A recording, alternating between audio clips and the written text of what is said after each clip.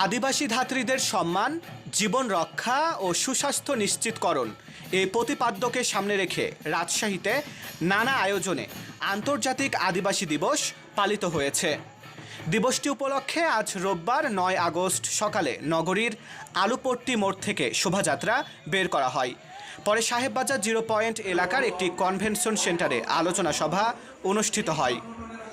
জাতীয় আদিবাসী পরিষদের কেন্দ্রীয় কমিটির উদ্যোগে আয়োজিত সভায় বক্তারা আদিবাসীদের সাংবিধানিক স্বীকৃতি, ভূমির অধিকার ও নিরাপত্তা নিশ্চিত করার দাবি জানান।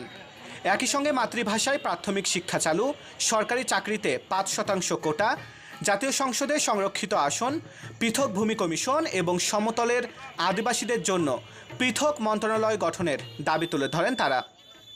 সভায় রাজশাহী জেলা পরিষদের প্রশাসক ও বীর মুক্তিযোদ্ধা এরশাদ আলী ঈশা, জেলা মুক্তিযোদ্ধা সংসদের আহ্বায়ক বীর মুক্তিযোদ্ধা নজরুল ইসলাম খোকা, জাতীয় আদিবাসী পরিষদের সভাপতি গণেশ মার্ডি, সাধারণ সম্পাদক বিমল চন্দ্র রাজওয়ার সহ বিভিন্ন পর্যায়ের নেতৃবৃন্দ উপস্থিত ছিলেন।